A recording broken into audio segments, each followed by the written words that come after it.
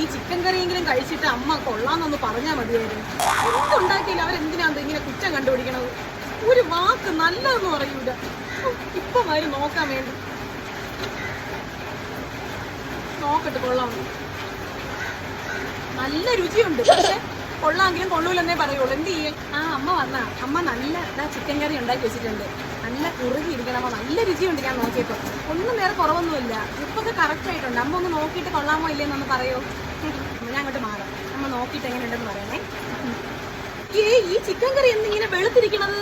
ഇതിന് മുളക് പൊടിയും ഒന്നും ഇട്ടില്ലേ?